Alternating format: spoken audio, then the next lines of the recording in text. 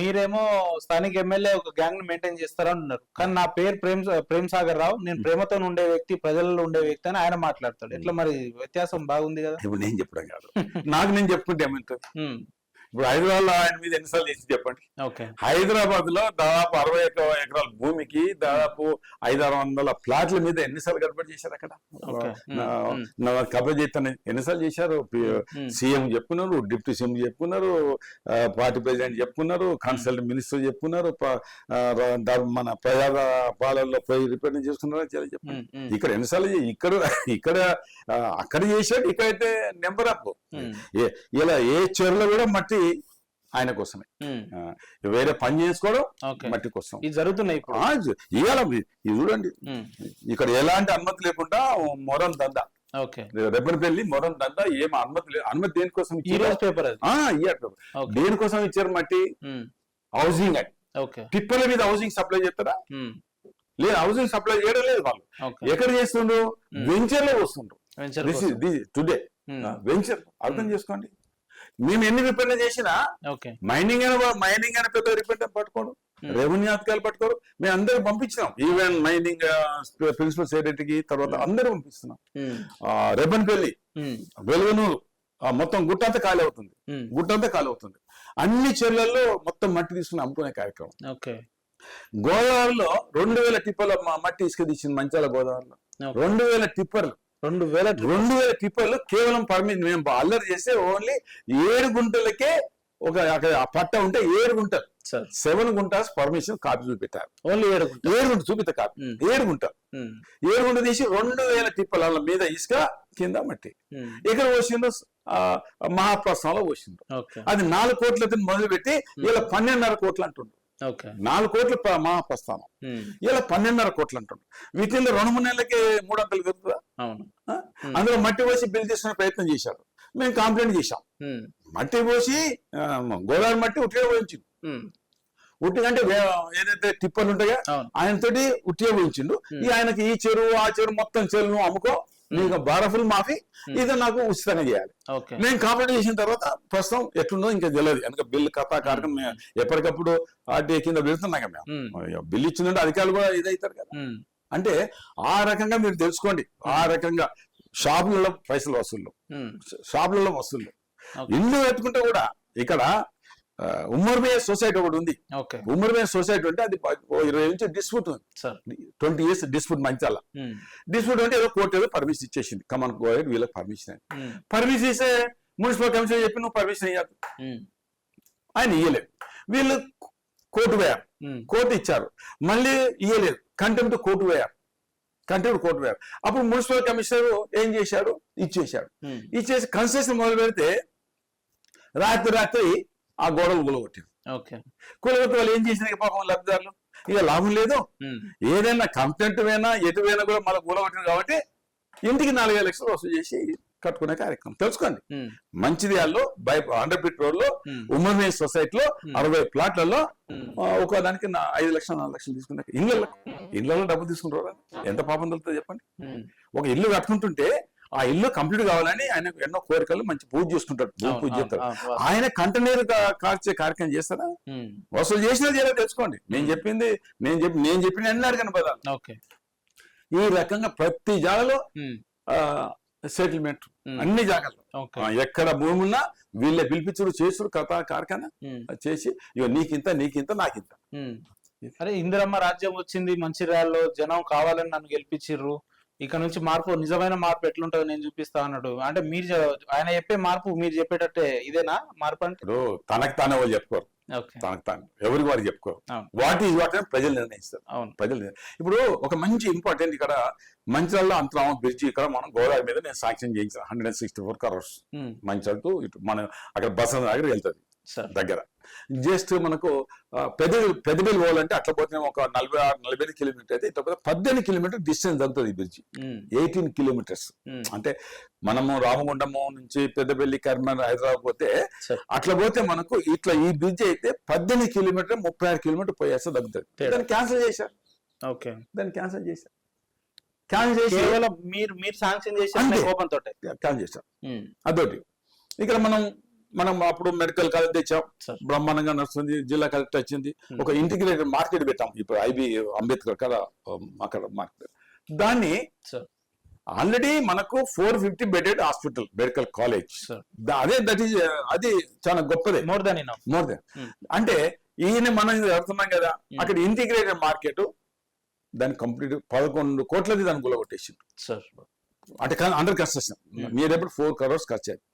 ఒక 2 కోట్లు, దాదాపు 2,60,00,000 తోటి రీసెంట్లీ కంప్లీటెడ్ ఫస్ట్ క్లాస్ 4 షూట్ల గెస్ట్ హౌస్ అందులో ఓకే అది కంప్లీట్. అంటే అప్పుడే కంప్లీట్ అయింది.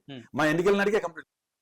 అదే ఆడియో ఆఫీస్, R&B ఆఫీస్, ఈ గెస్ట్ హౌస్, ఈ రెసిడెన్సీ, డి రెసిడెన్సీ, ఇవన్నీ మొత్తం కొలగొట్టేసి అక్కడ కడుతుంది. ఏది ఒక ఇంకోటి సూపర్ స్పెషాలిటీ. దాని ముందటే మనకు గవర్నమెంట్ హాస్పిటల్ ఉంది, దాదాపు 60 ఏళ్ళు అవుతుంది కట్టేది. అది సివిల్ వస్తుంది, అక్కడ 2 acres. అది ఊలగొట్టు కట్టే అవకాశం ఉంది. లేదు ఇక్కడ మేము హాస్పిటల్ కడుతున్నాం ఇక్కడ 10 ఎకరాలలో. ఇప్పుడు 4 ఎకరాలు కడుతున్నాం, ఇంకా 6 ఎకరాలు ఉంది, అక్కడ కట్టచ్చు. సార్ మీరు ఆన్ కెమెరాలు చెప్తున్నారు, నేను దాదాపు అభివృద్ధి చేసిన దాన్ని నా మీద అక్కస్తుంది దాన్ని ఆపుతున్నారు కొంతవరకు అని చెప్తున్నాను.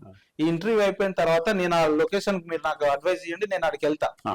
మీరు చెప్పిన పరిస్థితులు అక్కడ ఉంటే ప్రజలకు చూపించే ప్రయత్నం మీరు చెప్పేది నిజాలు అని తెలవడానికి అంటారు. అయితే ఇది అక్కడ మనకు నియర్ అబౌట్ ఇంకా సగం ఉంది. ఇప్పుడు మనం కన్స్ట్రక్ట్ చేస్తున్నాం జస్ట్ ఇక్కడనే. మెడికల్ హాస్పిటల్ ఇక్కడ పెట్టాం, ప్లేస్ తక్కువ ఉండి. కాలేజ్ ఏమో గుడిపేట ఇక్కడ పెట్టాం, అక్కడ 35 ఎకరాలు, ఇక్కడ 10 ఎకరాలు.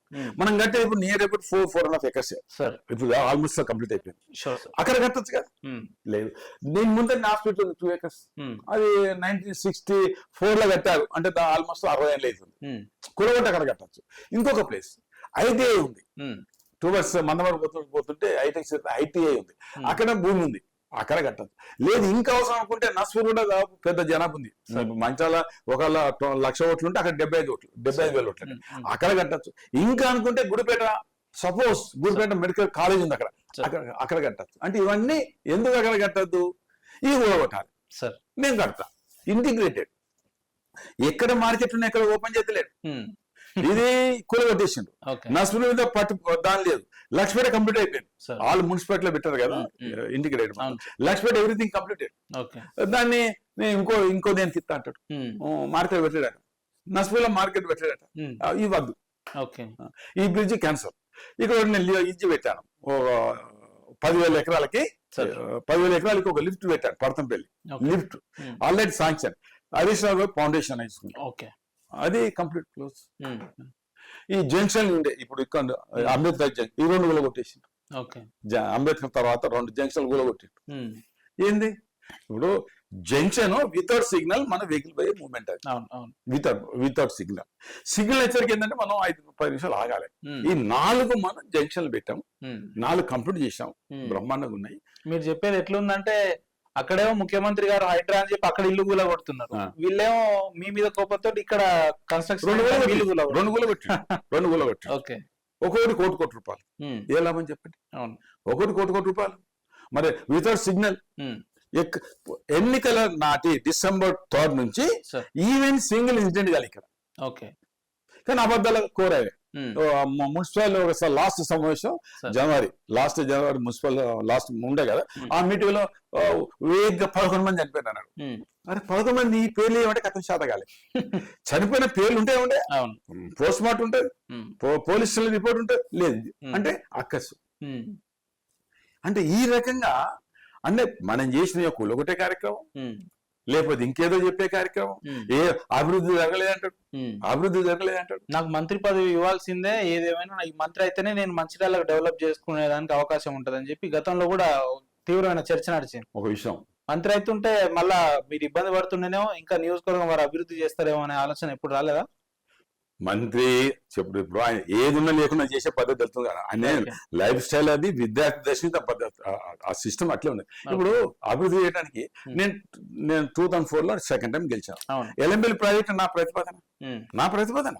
వైఎస్ఆర్ గారు ఆనాడు 35 ప్రాజెక్టులు అనౌన్స్ చేశాడు. ఆయన ముఖ్యమంత్రి అయినాక విత్ ఇన్ ద 2-3 months లో 35 అందులో ఎల్ఎంబిఎల్ లేదు.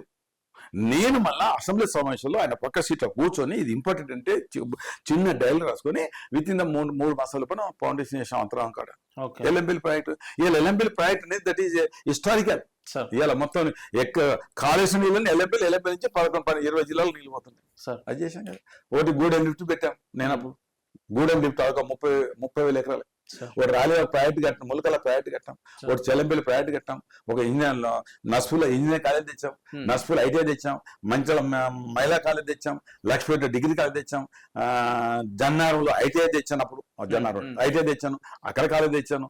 కాసిపేటలో 13 ప్రాజెక్టులు తెచ్చాను. కాసిపేట ఇప్పుడు ఏదైతే ఫేమస్ సొంత ఊరు ఉన్నదో అది నాకుండే అప్పుడు కాసిపేట మండలం ఓరియంట్ దేవపూర్. అక్కడ 14 మైనర్ ప్రాజెక్టులు, అంటే ఒక మాక్సిమం 3,000 ఎకరాలు, తక్కువ 100 ఎకరాలు. అది కంప్లీట్ చేశాము. ఏది కాశ్మీర్ మండలం.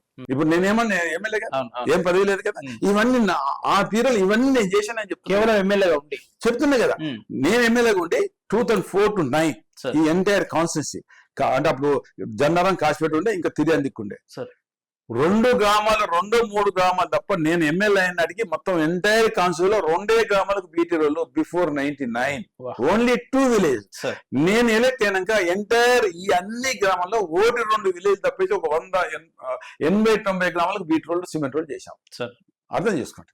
2 కోంది ఒకటి, రోడ్డు కూడా ఒకటి, బహుశా కాంది ఏదో ఒకటి 1 or 2 విలేజెస్. మొత్తం గ్రామాల్లో నేను బీట్ రోడ్ చేశాను.